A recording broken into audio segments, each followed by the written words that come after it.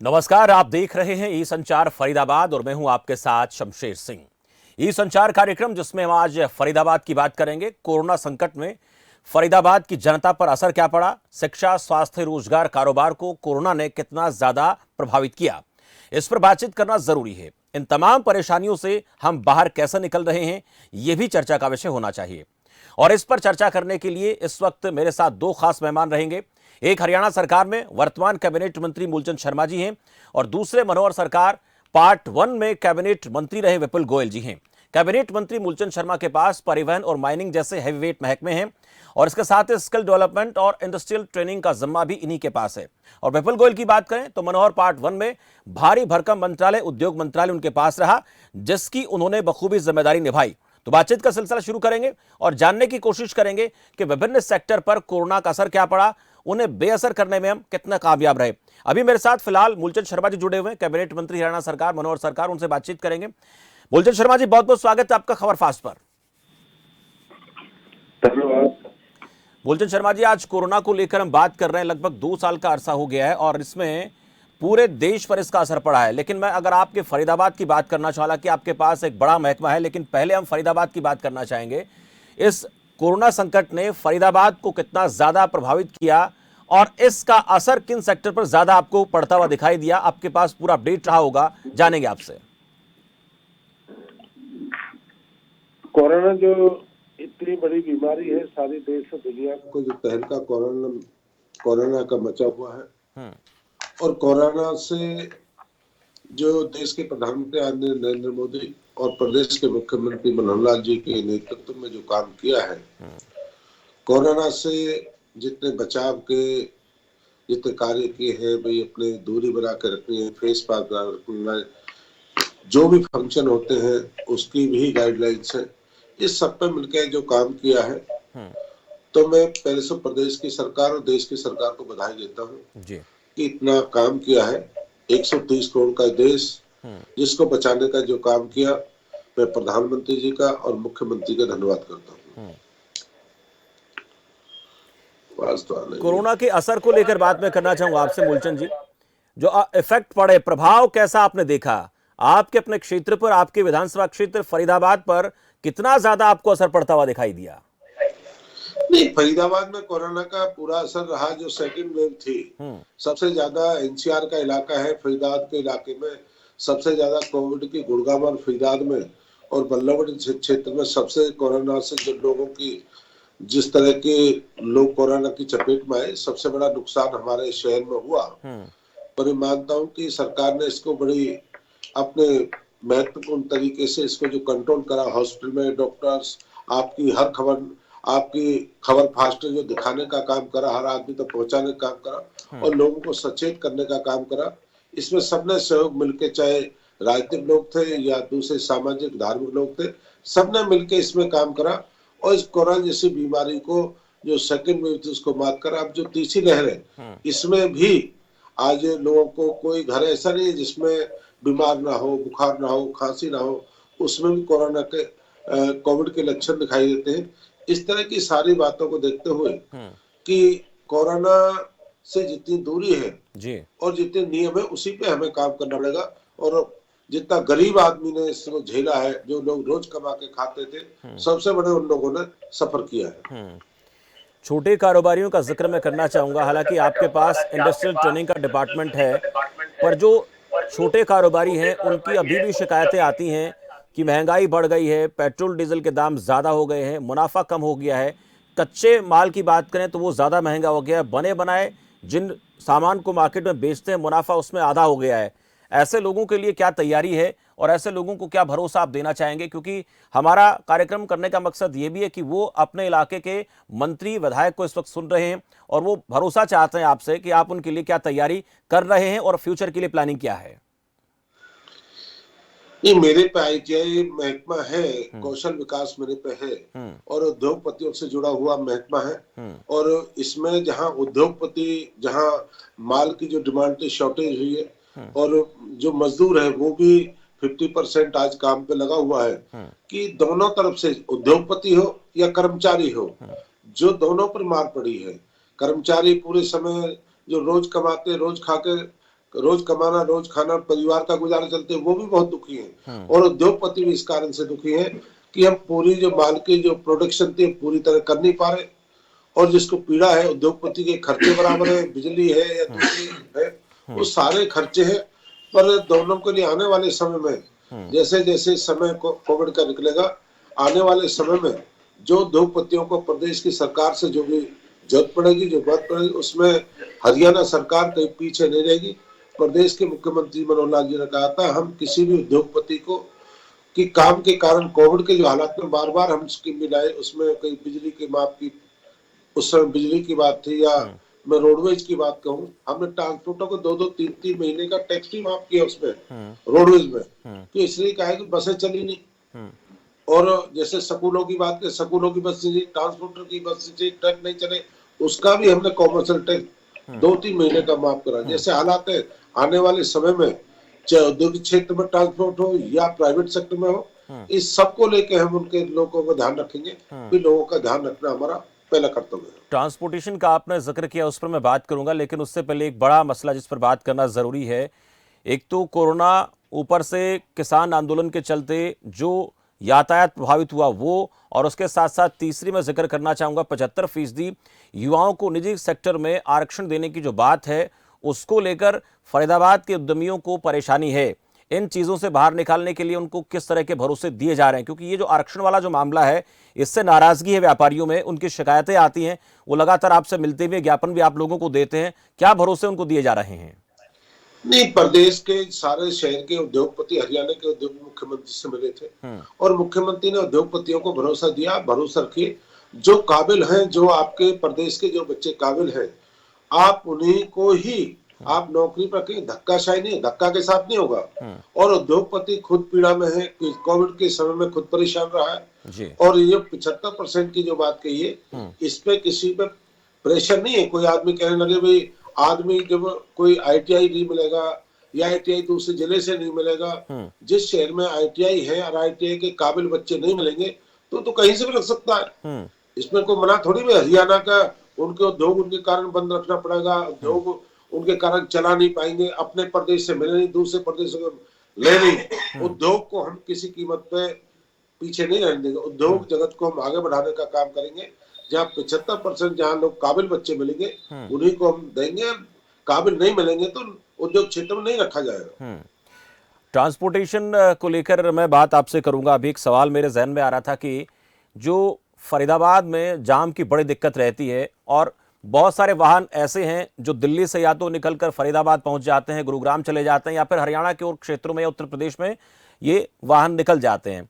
उनसे प्रदूषण इतना ज्यादा होता है। इस शहर के प्रदूषण को कम करने के लिए, क्योंकि देखा जाता है कि जब भी कभी सर्दियों का मौसम शुरू होता है तो या तो फिर उद्योग धंधों को उनके ऊपर कंडीशन लगाई जाती है, या फिर OD1 के फॉर्मूले पर बात होती है। पर ऐसे वाहनों को कम करने के लिए, बाहर निकालने के लिए ट्रांसपोर्टेशन विभाग, परिवहन विभाग, आपका विभाग क्या काम कर रहा है? नहीं, सुप्रीम कोर्ट की जो रूलिंग के, सुप्रीम कोर्ट के जो कानून है, उसकी केंद्र की तरफ से जो हमारे 15 साल पुराने जो डीजल के जो व्हीकल हैं और 10 साल जो पेट्रोल, 10 साल 15 साल डीजल के और 15 साल पेट्रोल के जी, जो व्हीकल हैं, जो सबसे ज्यादा कार्बन छोड़ते हैं और एनसीआर के इलाके को, एनसीआर में जो सबसे ज्यादा जो दूषित करते हैं, इस तरह की गाइडलाइंस में हमने कहा है कि हम ज्यादा से ज्यादा इलेक्ट्रिकल व्हीकल को बढ़ावा देंगे। और इलेक्ट्रिकल व्हीकल के साथ साथ जो इस तरह के व्हीकल हैं जो 10 और 15 साल पुराने, इनको हम बंद करेंगे। हमारा टारगेट है कि आने वाले 29 तक हम दिल्ली एनसीआर के इलाके में केंद्र की तरफ से प्रदेश के मुख्यमंत्री जी के नेतृत्व में इस तरह के जो भी 10 और 15 साल पुराने व्हीकल है, इनको एनसीआर में, इनमें ना रजिस्ट्रेशन होगा और ना यहाँ पे इस तरह के व्हीकल आने वाले समय दिखाई देंगे। यानी इलेक्ट्रिक वाहनों को बढ़ावा देने के लिए तैयारी है। उसके लिए हमारा जो इंफ्रास्ट्रक्चर है उसकी मैं बात आपसे करूंगा, वो कितना अभी हमें उसको और ज्यादा बेहतर करने की जरूरत है, और फिलहाल हम किस कंडीशन में हैं? नहीं, जो हमारे व्हीकल है, जो हमारे पेट्रोल डीजल से चलते हैं, आने वाले समय हमारी गोवा में सेमिनार हुई थी, धर्मेंद्र अपने सारे इसके ट्रांसपोर्ट मिनिस्टर से बुलाए थे, केंद्रीय मंत्री भी थे। उसमें ज्यादा से ज्यादा यही रखा, इलेक्ट्रिकल जितने 2 व्हीलर है, 3 व्हीलर है, या अपनी बस है या ट्रक हैं, जी। इन सबको आने वाले समय औद्योगिक जगत में इनको सबसे ज्यादा बढ़ावा इसलिए दिया जाएगा कि ज्यादा से ज्यादा इलेक्ट्रिकल व्हीकलों को आगे बढ़ाने आगे लाने का काम करें। और जैसे जो दिल्ली के जो आपने कही थी एनसीआर के इलाके में कहीं पॉल्यूशन के कारण कहीं फैक्ट्री बंद हो जाती है, कहीं जनरेटर बंद हो जाते हैं, कहीं 2 साल तक माइनिंग का क्षेत्र बंद हो जाता है। इन सब को लेकर हमने जो सेमिनार हुई थी इसमें हमारा यही लक्ष्य है कि आने वाले समय में हम ज्यादा से ज्यादा इलेक्ट्रिकल जो औद्योगिक क्षेत्र है उनके लोगों से हमने कहा था कि ज्यादा से ज्यादा इन पे हम ध्यान रखेंगे। ऐसे ऐसे इंडस्ट्रियलिस्ट जो हैं वो आपसे मिलने आगे आ रहे हैं क्या? जो खासकर मैं फरीदाबाद अकेले की बात करूंगा क्योंकि आज हम फरीदाबाद की बात कर रहे हैं, वो आगे बढ़कर इस मुहिम में अपने आप को लाने की कोशिश कर रहे हैं और उनको रियायतें देने की आपने बात की, इसकी कोशिश आप लोग कर रहे हैं। और चार्जिंग पॉइंट बहुत अहम होता है किसी भी इलेक्ट्रिक व्हीकल के लिए, उसको लेकर कितनी इंडस्ट्री जो है वो इस काम के लिए अपने आप को आगे लेकर आ रही हैं? ऐसे लोगों से आपकी मुलाकातें होती होंगी, क्या कुछ उनसे आपको भरोसा मिलता है और आप उन्हें क्या विश्वास दिलाते हैं? नहीं, मैं फरीदाबाद की बात करता हूँ। फरीदाबाद में जितने भी हमारे इसके लिए लाने में 100 समय लगेगा। हमें कई चीज इसमें टाउन एंड कंट्री प्लानिंग में कई बदलाव करने पड़ेंगे कि हमें कई जैसे बड़ी सोसाइटी वहां भी चार्जिंग स्टेशन देने पड़ेंगे। जैसे अपने पेट्रोल पंप है, बस स्टैंड है या दूसरे जहाँ पे रेस्टोरेंट है उनमें भी ये कंडीशन होगी कि भी आने वाले समय में जहाँ चार्जिंग स्टेशन हो ज्यादा से ज्यादा चार्जिंग स्टेशन बनाने का हम काम करेंगे। और जो भी तो ये नहीं कि इलेक्ट्रिकल व्हीकल हम सड़क पर ले आए पर उनके चार्जिंग स्टेशन नहीं हो जी। तो ये भी हमें सभी जगह टाउन एंड कंट्री प्लानिंग जो अपना महकमा है उसमें भी इस तरह का डालने का प्रयास करेंगे। ज्यादा से ज्यादा इससे चार्जिंग स्टेशन बने और ज्यादा से ज्यादा लोगों को इसकी लाभ मिले, तभी उसका लाभ है। मूलचंद जी, एक बात और अहम है कि हम अपने पड़ोसी एक शहर को देखते हैं, गुरुग्राम को, एक नोएडा को देखते हैं। इनकी जो ग्रोथ है वो पिछले कुछ समय से ज़्यादा तेज़ी के साथ ही आगे बढ़ते हुए दिखे हैं।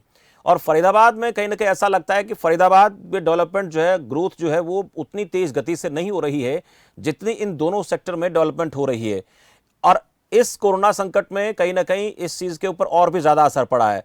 तो इसको और ज़्यादा विस्तार देने के लिए, इसको और बेहतर करने के लिए, इसको खुला, बढ़िया वातावरण, बढ़िया जो भी इंडस्ट्रियलिस्ट हैं उनको सुविधाएं दें, या छोटे मोटे कारोबारी, रेहड़ी पटरी वाले दुकानदार, उनको सुविधाएं देने के लिए क्या काम किया जाना चाहिए ताकि फरीदाबाद भी इनके मुकाबले में अपने आप को खड़ा दिखाई दे? मेरा आपके खबर फास्ट से कि मैं आज कहूंगा इसमें 2022 में मेरी बात को ध्यान रखना आप जी कि फरीदाबाद आने वाले समय में नोएडा और गुड़गामा से बहुत मुकाम पे आगे जाएगा। जो गुड़गामा के लिए दिल्ली के कई रास्ते थे और दिल्ली का आवागमन जो गुड़गामा का था वो सबसे बेहतरीन है। नोएडा की बात करते हैं, नोएडा का आवागमन दिल्ली का बहुत बेहतरीन है। जो बड़ौदा एक्सप्रेस देश के प्रधानमंत्री नरेंद्र मोदी जी ने हमको दिया है, जो फरीदाबाद में दो नेशनल हाईवे, और आने वाले समय में हमारा फरीदाबाद की जो बात करते हैं कि रेल पार का इलाका था, कहीं गुड़गामा कैनाल है, कहीं आगरा कैनाल है। इनके आने वाले 2 साल में हमने कम से कम 70 ऐसे पुल बनाए हैं गुड़गामा और आगरा कैनाल पर या रेलवे के ऊपर, जिसके आने वाले समय में शहर को एक दूसरे शहर को जोड़ने का काम करेंगे। क्यों आज ये तो ठीक है, कोविड के समय में जितने बिल्डर हैं या कारोबारी हैं उनको परेशानी नहीं है कि आने वाले समय में फरीदाबाद में पीने का पानी मीठा है, यमुना हमारे पास है, उत्तर प्रदेश हमसे सटा हुआ है और सारी सुविधा जिला फरीदाबाद में है। इसका लाभ आने वाले समय फरीदाबाद के लोगों को मिलेगा। और फरीदाबाद ये मानता हूं कि जो लंबे समय में पूर्व की सरकारों में जो हालात रही, जो आप हाईवे नहीं निकाल पाए या दिल्ली के रास्ते नहीं जोड़ पाए, इसका फरीदाबाद के लोगों ने जो खामियाजा भुगता है। और फरीदाबाद तो देश और दुनिया के मानचित्र में एशिया के क्षेत्र में उद्योग जगत में था, पर ये मानता हूं कि बहुत लंबे समय के बाद आज फरीदाबाद में इसको बढ़ावा मिलेगा और फरीदाबाद के लोगों को नहीं, दिल्ली के एनसीआर के लोगों को सबसे बड़ा लाभ मिलेगा। आप देखिए कई हाईवेज है, कई फ्लाईओवर है, कई रेलवे के पुल चालू है। इसका सारा लाभ फरीदाबाद के यूपी के और गुड़गांव के लोगों को लाभ मिलेगा। ज्यादा से ज्यादा उद्योग लगेंगे, ज्यादा से ज्यादा अपना जो अपनी सोसाइटीज है उन्हें बनाने का काम करेंगे। और रेवेन्यू के लिहाज से देखें तो फरीदाबाद का अभी भी अपना एक अहम योगदान है, एक अहम रोल है। पर जैसे आपने कहा कि कहीं ना कहीं इसको और ज्यादा विकसित करने की जरूरत है।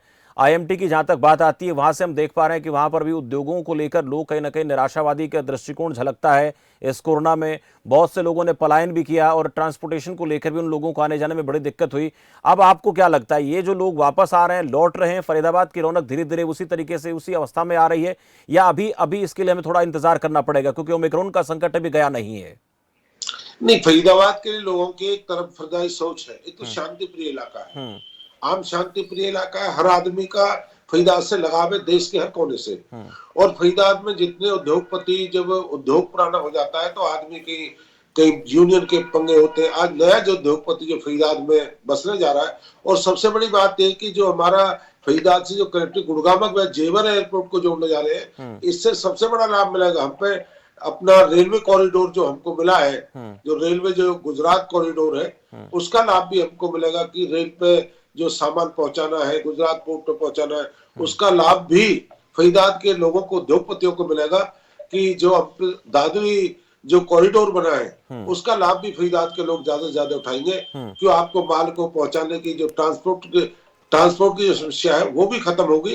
और इससे ज्यादा सबसे बड़ा लाभ उद्योगपति को होने जा रहा है। और उद्योगपति फरीदाबाद के या पलवल के इलाके में ज्यादा से ज्यादा उद्योग लगाए भी है और लगाना जा रहे भी है। मूलचंद जी, ट्रांसपोर्टेशन सस्ता हो, इस पर काम करने की जरूरत कहीं ना कहीं नजर आती है। ट्रांसपोर्टेशन सस्ता तभी होगा जब तेल की कीमतें कम होंगी या फिर उनको उसका विकल्प मिलेगा।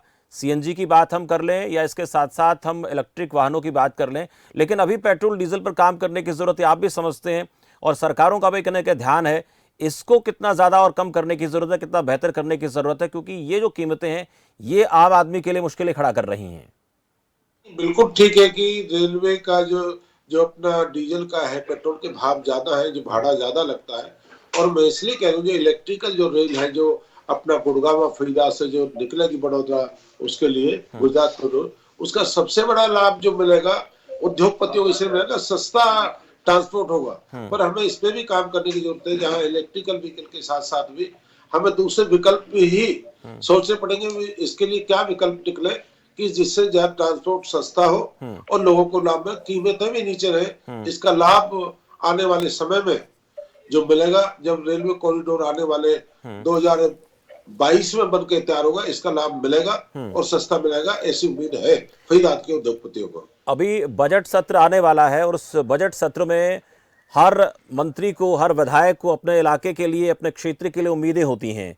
अब बजट सत्र की मैं आपसे बात करना चाहूं, क्या उम्मीदें आप लगाकर रखते हैं अपने विभागों के लिहाज से भी और अपने क्षेत्र के लिहाज से भी? बजट से क्या आपको चांसेस लगते हैं कि इस बार क्या मिलने वाला, और आप लोगों के क्या सुझाव गए हैं?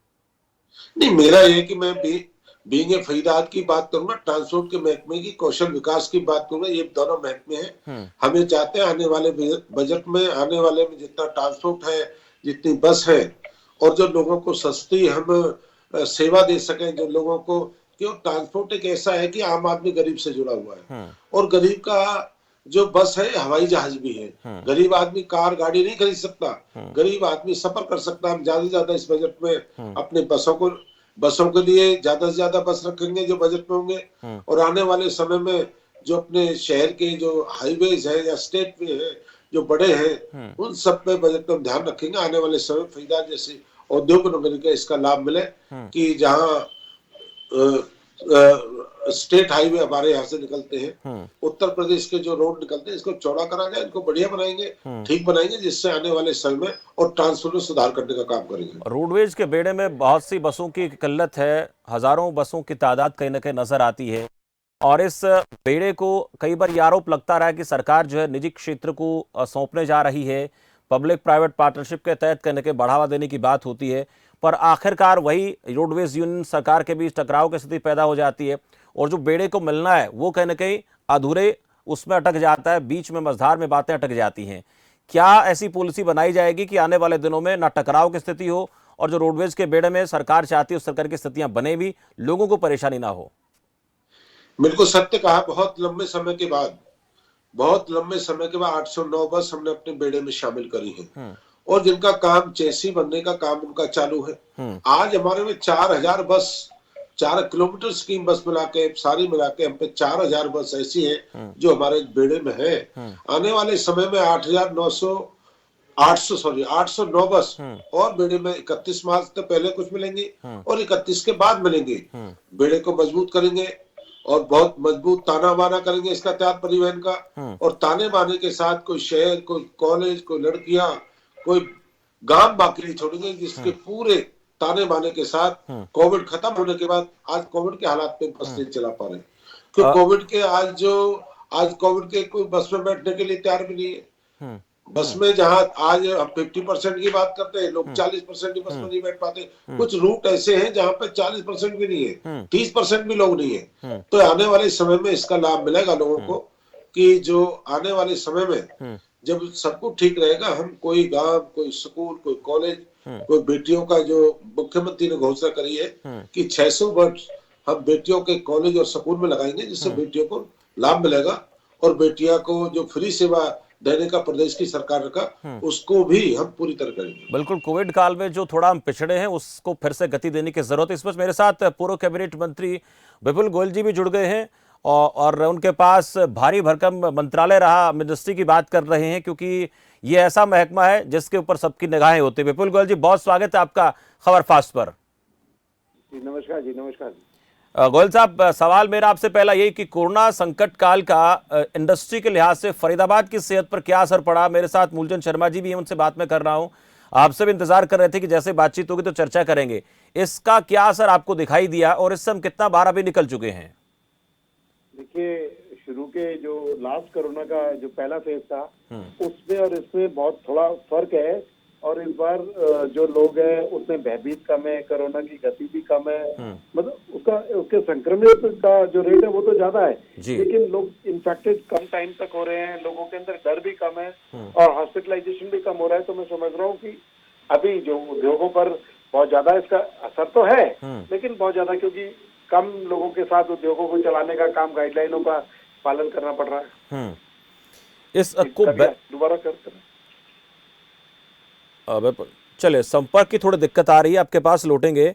मैं तब तक मूलचंद शर्मा जी आपसे एक बात पूछना चाहूंगा। आपके पास एक ऐसा महकमा भी है जिसको लेकर अक्सर आरोप लगते रहते हैं कि अवैध माइनिंग, अवैध खनन, और उसको लेकर कई बार देखा गया कि आप भी सड़कों पर निकलते हैं, ऐसे लोगों को सबक सिखाने की कोशिश होती है, और जो लोग इसमें संलिप्त पाए जाते हैं उनके ऊपर कार्रवाई भी होती है। लेकिन ये मसला भी थमा नहीं है, रुका नहीं है, और इस कोरोना संकट का इन लोगों ने बड़ा फायदा उठाया, मिसयूज किया है। इसको बेहतर करने की दिशा में प्रयास मैं जानना चाहूंगा, क्या है? मैं आपके बार बार इस तरह की कहती है अवैध माइनिंग, अवैध माइनिंग, और मैं कहता हूं कि हरियाणा के पिछले इतिहास को उठा कर देखिए। पूर्व की सरकार थी, जो आरोप की बात करते हैं, उनके समय में 200-300 करोड़ रुपया रेवेन्यू था, और रॉयल्टी वही फिक्स थी। लोग कहा नहीं पहले था, आज रॉयल्टी बढ़ी नहीं।